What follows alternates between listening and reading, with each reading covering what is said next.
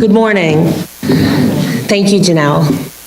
My name is Allison Mathews, and I'm honored to have been asked to speak with you this morning. I've been here to worship several times, and I'm always impressed by how friendly and welcoming everyone has been to me. Many people come over to greet me and introduce themselves, and that makes a huge difference to a person visiting a church. I have had an interesting career with Anne Arundel County Public Schools, first as a teacher, then as a school counselor, and now I'm a pupil personnel worker, also known as PPW, for the Broadneck Peninsula. I'm actually celebrating my 30th year this year in education. So many people don't know about this role in our schools, so let me try to explain to you. I work as the bridge between the school buildings and the families in our district. I work with all the children potentially that attend the Broadneck Peninsula, which includes 5 elementary schools, 2 middle schools, and Broadneck High School. If a child begins to miss school, I'm sent out to visit the home to find out what is going on. I help enroll children when they come to us when they are living without a parent or they're considered homeless. This week, I enrolled a family displaced from the recent hurricanes. They arrived with only the clothes on their backs to live with a relative and to help them get back on their feet. I enrolled a child last week that has moved 9 times in the past 2 years. To many of these children, moving around is all they know. Many times they arrive with no paperwork, no belongings, and no necessities to begin school. I often visit the food pantries, obtain school supplies, and get clothing for these children so that they can get off to a good start. We never know how long we will have them with us, but while they're here, we treat them as if they are our own.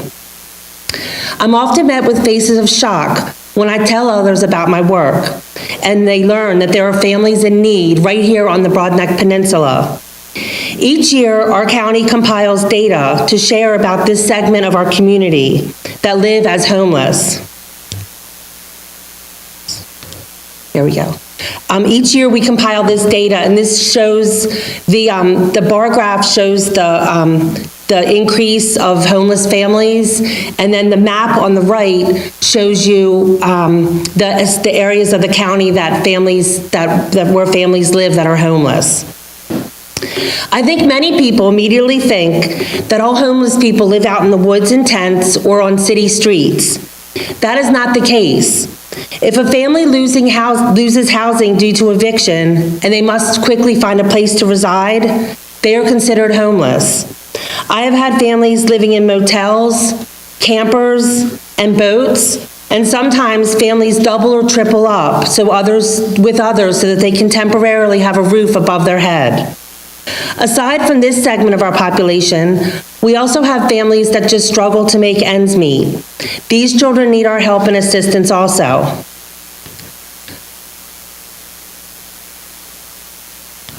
There we go. So 2/3, this is Maryland data, 2 out of 5 children live below the poverty line. And the federal government definition of poverty is a household of 3 that makes less than $20,000 a year. And since 1996 in our county, the poverty rate has increased by almost 36%. So I know how important it is to count on members of our local community for support. I've been very, very lucky to work with wonderful community members through churches and organizations right here on the Broadneck Peninsula. 2 years ago, I was invited to visit one of our local churches who wanted to learn more about the families in our community and what they could do to help. Through this invitation, I was introduced to the amazing woman, Janelle Mejia. Janelle and I immediately clicked, and she has continued to partner with me on so many projects to serve our community. Janelle is so full of energy, and she has such a passion for helping others.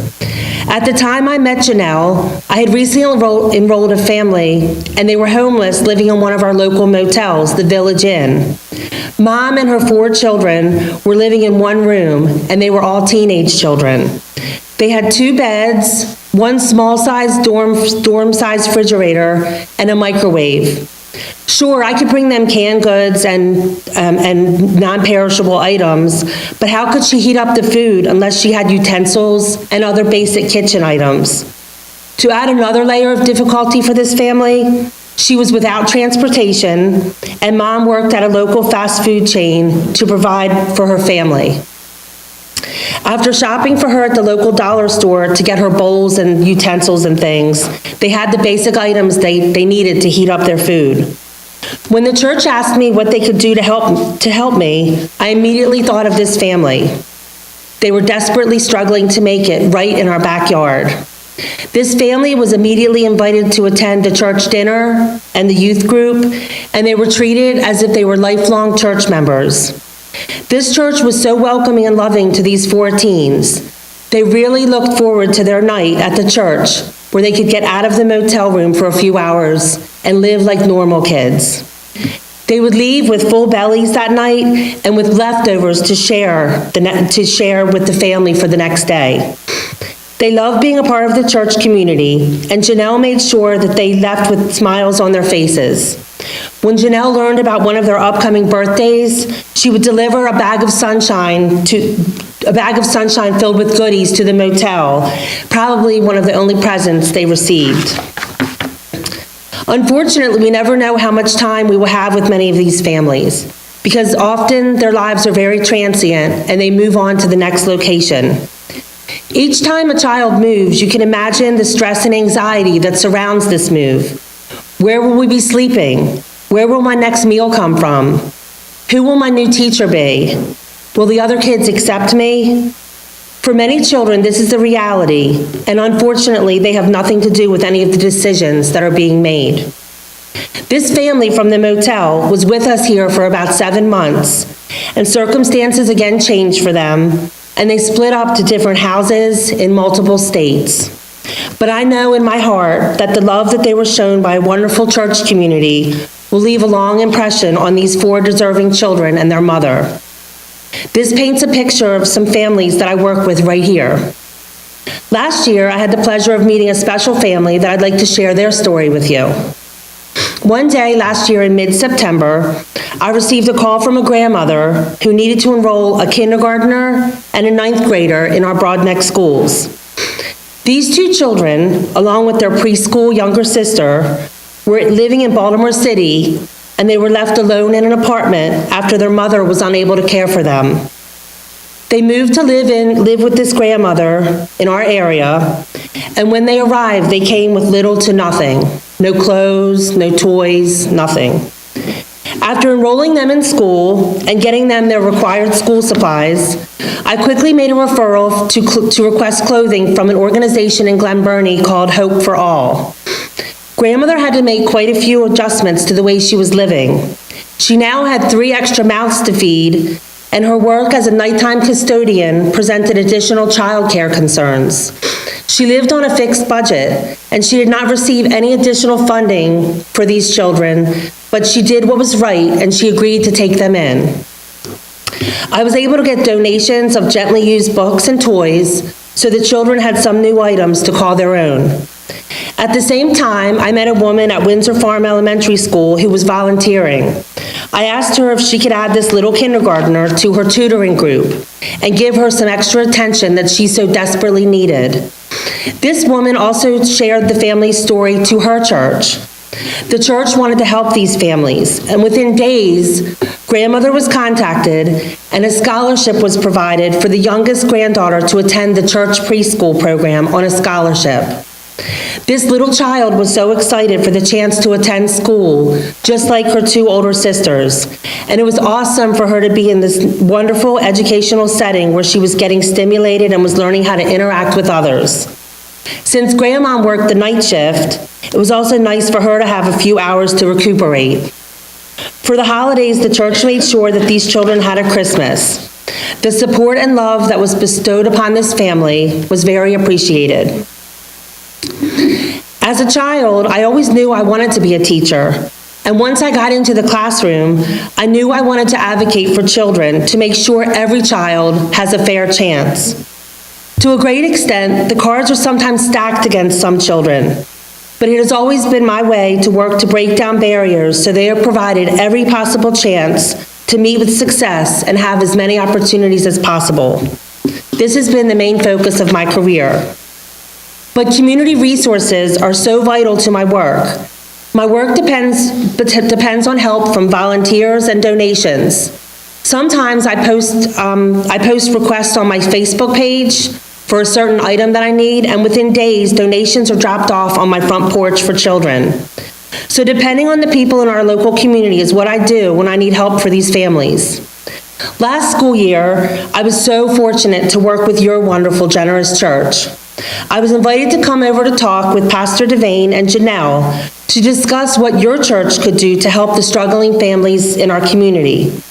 After brainstorming, Pastor and Janelle offered to take on a backpack buddy program at Mathews River Middle School, Arnold and Windsor Farm Elementaries. Not what I would call a small undertaking. We put a plan into place and we got busy getting it up and running. You generously stocked the shelves in the new pantry to get ready for the first delivery. I know church members here work very hard to lovingly pack the bags that are delivered to the schools on Thursday, and then we distribute these to the children. It has become a well-oiled machine, and the students are very grateful. They enjoy having that weekly staple of food to get them through the weekend. During the school week, these children get breakfast and lunch, but sometimes on the weekends, they need extra nourishment. This is a huge help to families that are experiencing hard times.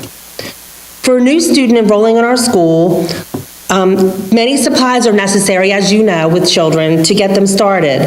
A lock, an agenda book, a gym uniform, school supplies. They are all expected that students have these items the first week. These items can amount to approximately $100, and that is only for one child. The cost is often a huge burden for many of our families. School clothes are another expense. This year, Pastor Devane made it possible for a local teenage Girl Scout to host a back-to-school depot where community members could come get school supplies and clothes to get off to a great school year. This Girl Scout happened to be my daughter, Kara Mathews. Over 350 members shopped here at the College Parkway Baptist Church that weekend. After bringing in the 250-plus bags of clothes to set up on Friday afternoon, we were all shocked when Sunday came around and we only had 12 bags left to take to donate. We definitely serve the need that exists in this community. Many of the donated clothes came from you, from this church, so thank you so much. What another great outreach this church provided. Many church members stopped by that day to see what was happening, and you were all so supportive and happy to see that the church was involved in helping the community. And I have a couple pictures.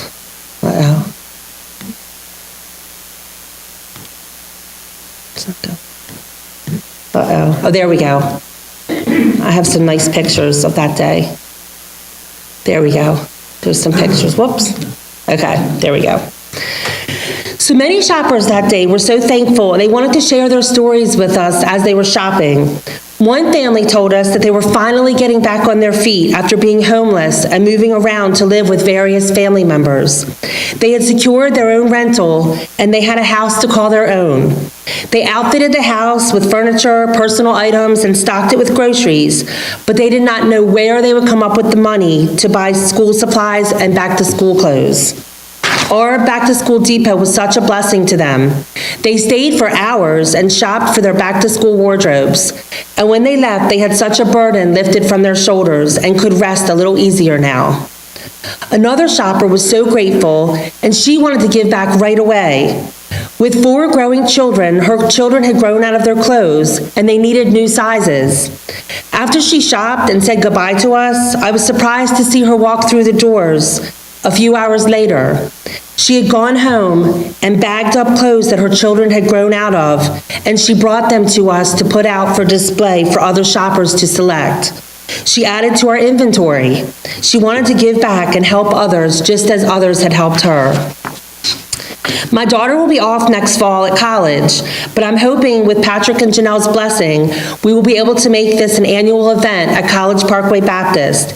It was a lot of work, but I think this church is up for the challenge. Janelle and Patrick did not stop there. They wanted to make a larger impact on our community. And they decided that during middle school years, many children need extra support to do well when they are connected to something bigger than themselves. Thus, the Kindness Club started.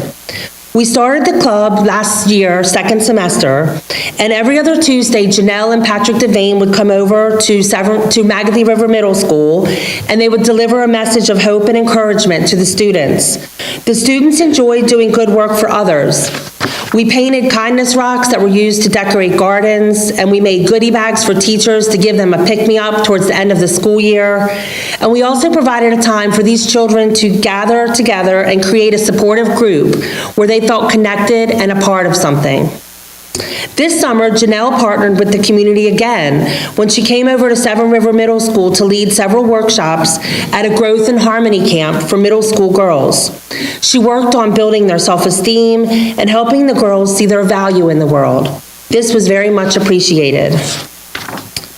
As Christians, we are guided by our faith to live with others in mind. We are reminded to ask ourselves the question, what would Jesus do? We listened to the readings today that reminded us that this is how Jesus would want us to live, to give to others when we are able. Jesus wanted us to share our wealth with others, but this doesn't always mean donations of material items, but of our time as well. If we have 2 shirts, give one away. Many are so fortunate, but there are so many right here in our neighborhoods who see it impossible to buy a new pair of school shoes. I was raised surrounded by a family that taught me how important it was to give to others and to show compassion. My mother spent her career as a social worker in the Baltimore City foster care system, and she cared and protected for marginalized children, and she was an advocate for all children. I do the work I do thanks to her example and her outstanding gift from God that I inherited. Besides making a huge difference in someone's life, I promise you, you will get something out of it for yourselves as well. Last summer, Time magazine ran a great article called "The Secret of Happiness is Helping Others" by Jenny Santee. It told of a Chinese saying, if you want happiness for an hour, take a nap. If you want happiness for a day, go fishing. If you want happiness for a year, inherit a fortune. But if you want happiness for a lifetime, help somebody. The article went on to state that there's an abundance of scientific data to support that giving is a powerful path to personal growth and happiness. Ms. Santee goes on to offer some tips to find this happiness. Number 1, find your passion. Find your gift to share with others. We all have been given precious gifts. What is yours? My grandparents were loyal volunteers in the surrounding community. They especially enjoyed their work with the Hospice of the Chesapeake. For years, they served as visiting friends, where they visited patients in hospice, and they helped the families with difficulties that families encountered during those last difficult days. Their passion was their compassion and acceptance of others, no matter what stage of life they were in. And to this day, each April, the Hospice of the Chesapeake awards a Joseph and Elizabeth Early Volunteer of the Year Award in memory of my grandparents and their undying service. Number 2, give your time. Sure, it's helpful to get donations, but it's amazing to see one of your church members mentor and tutor a homeless child that really needs some special attention. Number 3, find ways to integrate your interests and your skills with the needs of others. Perhaps you have a knack for math. You would make a great tutor one day a week. Maybe there's a high school girl that has always wanted to learn how to crochet, and you could teach her a new hobby. A seamstress could make blankets for children that come into our schools with nothing, and they need a blanket would give them a lot of comfort. Your gifts and talents can be shared with others. So I feel very fortunate today that I had this opportunity to speak with you. And I would again like to thank this wonderful church community, along with the pastors and leaders, for making so many meaningful connections for many of our families. Without your support and love last year, families would not have meals on the weekends. Families would not have had Christmas. Families would not have been able to send their children to camp. I can honestly say that when I had a need and I contacted Pastor or Janelle, this church had an answer for me. To me, this is what being a Christian is all about. Thank you so much for your continued partnership to help these children and families in our community, and I look forward to many more collaborations in the future. Thank you.